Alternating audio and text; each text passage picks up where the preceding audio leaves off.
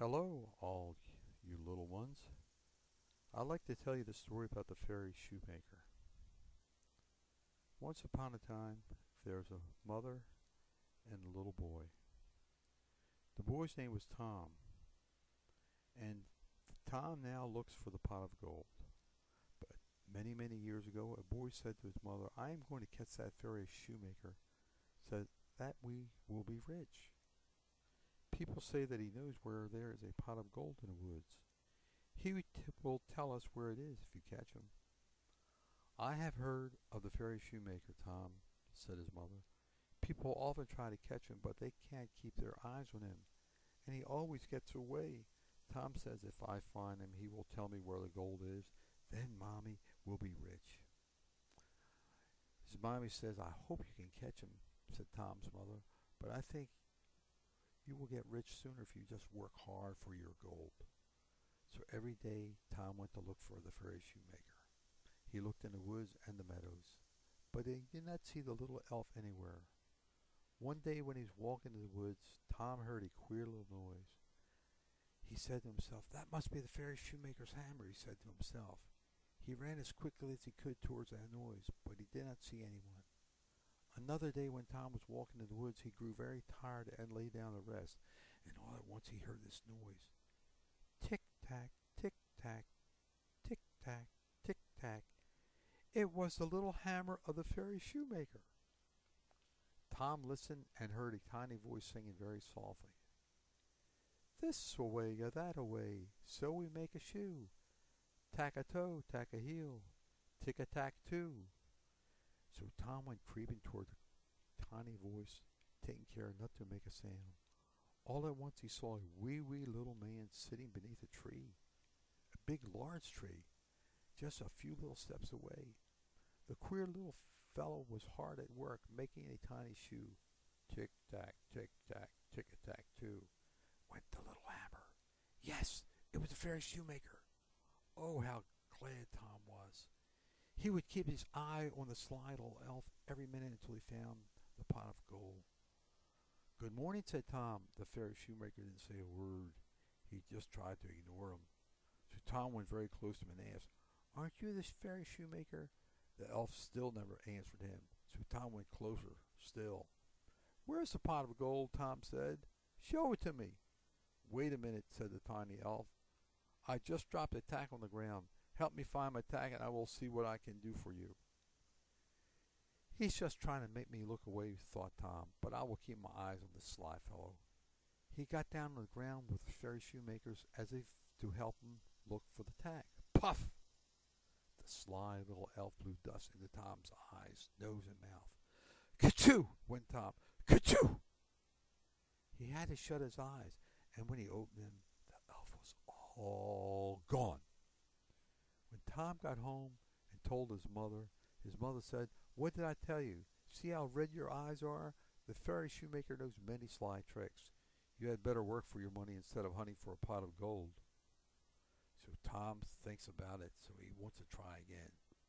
But Tom just wouldn't give up. He went on hunting for the fairy shoemaker. He still hoped to find the pot of gold. I found the fairy shoemaker once, he said, and I will find him again. So every day Tom looked for him on the hill, in the meadow, and in the woods. And one day again he heard the elf say, and near the pond in the meadow, Tick-tack, tick-tack, tick-a-tack-a-toe. The boy listened. Yes, it was the fairy shoemaker's hammer. As Tom listened, he could hear a little voice singing, This way, that way, so we make a shoe. Tack-a-toe, tack-a-heel, tack-a-tack too. Tom quietly walked to the pond. The wee little elf was sitting on a stone. He was holding a little shoe and hammering tacks into the heel of the shoe. His tiny hammer went tick-tack, tick-tack, tick-a-tack too. Tom crept up very softly. He was very, very close before the fairy shoemaker saw him. That's a fine shoe, said the boy. The queer little fellow looked up in surprise. Thank you, sir, he answered. How very small is it? Said Tom. It's for a fairy, isn't it? That's a secret, said the elf. So Tom crept a little closer and closer, and he was keeping his eye on the elf at all times. Why do you work so hard? He asked. We should all work, answered the elf.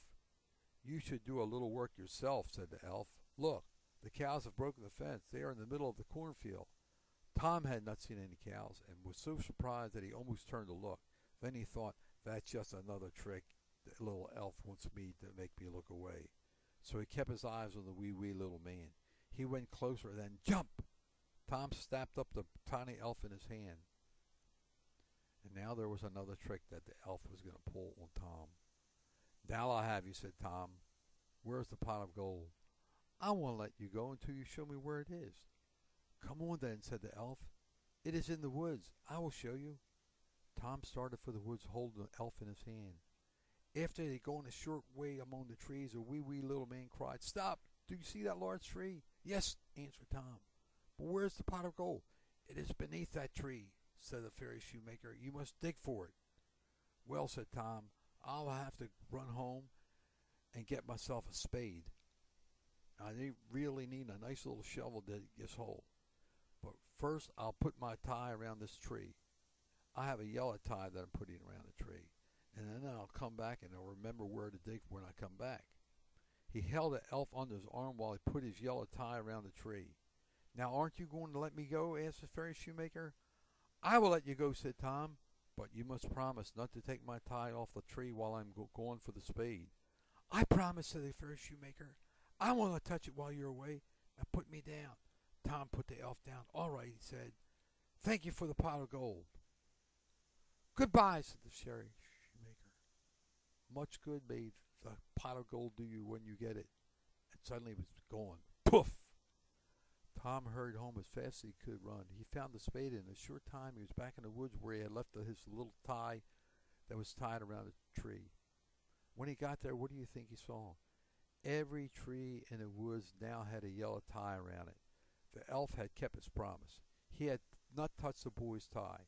But where was the pot of gold? There were so many trees in the woods that Tom could not dig under every one of them because every one of them had a yellow tie around it. He was so surprised that he dropped his spade. He rubbed his eyes. For a long time he stood looking at the trees with their yellow ties. Then he picked up his spade and walked slowly home. The fairy shoemaker had been too sly for him a second time. "Mother's right," thought Tom. "The fairy shoemaker knows too many tricks. I shall get rich sooner if I work for my gold instead of trying to get it from that sly old elf."